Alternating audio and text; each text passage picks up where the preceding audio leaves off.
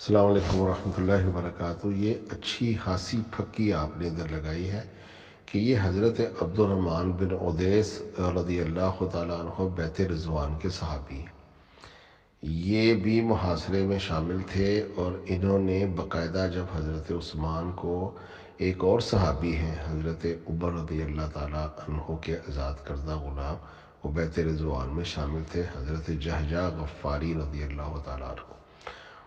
انہوں نے حضرت عثمان کے گورنروں کی جو غلط کاریوں کی وجہ سے حضرت عثمان رضی اللہ تعالیٰ عنہ کو کھینچ کے ممبر سے نیچے اتار کے ان کا عصا توڑ دیا اور کہا کہ ہم کیسے سنیں تیری بات کہ تمہارے گورنر تو یہ سارے غلط کام کر رہے ہیں، پہلے جا کر ان کو صحیح کرو پھر ہمیں خطبہ دینا۔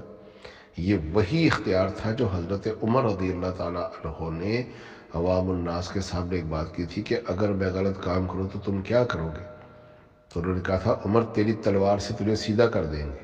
تو حضرت عمر نے کہا جانتے ہو کس سے بات کر رہے ہیں؟ وہ کہتے ہیں ہاں جانتے ہیں، تو وہی عمر ہے نا کہ جو اونٹ چلایا کرتا تھا اور رات کو تیرا باپ تجھے مارتا تھا۔ حضرت عمر نے کہا بس یہی چیک کرنا تھا تمہارے اندر وہ اسپرٹ، وہ اظہار رائے باقی ہے کہ نہیں۔ اور یہ کہا کہ خدا کی قسم اگر تم مجھے قرآن اور سنت کے خلاف دیکھو تو مجھے سیدھا کر دینا۔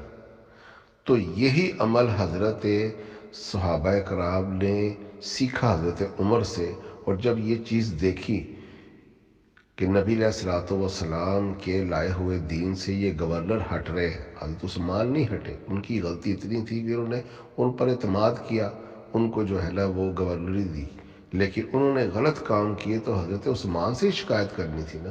انہوں نے آ کے حضرت عثمان سے شکایت کی۔ جس طرح معاویہ غلط کام کر رہا تھا تو معاویہ کو معزول کیا، معاویہ نے بغاوت کر دی۔ اسی طرح ولید ابن عقبہ غلط کام کر رہا تھا، ادھر یحییٰ بن امیہ یعلا بن امیہ غلط کام کر رہا تھا، ادھر عبداللہ بن سعد بن ابی سراح سارے دو نمبریاں کر رہا تھا۔ تو یہ سارے گورنروں نے اتم مچایا ہوا تھا، جس پر صحابہ کرام قراء فنا فی اللہ جو دین میں تھے انہوں نے آ کے وہاں سے حضرت عمر سے احتجاج، حضرت عثمان سے احتجاج کیا۔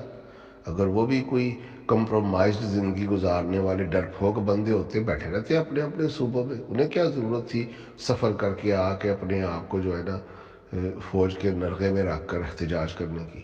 احتجاج اپنی جان پر کھیل کے وہی کرتے ہیں جو لوگ جو باقاعدہ دین میں اپنی جان و مال کی قربانی دینے کی جستجو رکھتے ہیں۔ انہوں نے جب احتجاج کیا، جہجہ غفاری نے کہا کہ تمہارے گورنر یہ کام کر رہے ہیں، اور عصا توڑ کر حضرت عثمان کو باہر نکال دیا۔ تو پھر حضرت عبد الرحمن بن عدیس رضی اللہ تعالیٰ عنہ نماز پڑھاتے رہے، اور پھر وہ قتل کا باعث کس طرح بنے یہ ایک لمبا واقعہ ہے۔ اب گفتگو اگر آپ کوئی مجھ سے بھائی سوال کرے گا میں اس سے آگے سنا دوں گا اسے، پھر ایسا کیا ہوا کہ انہوں نے حضرت عثمان کا محاصرہ تنگ کر کے حملہ ہی کر دیا۔ تو یہ اسباب بھی اگر آپ جاننا چاہیں گے تو میں ضرور بیان کر دوں گا۔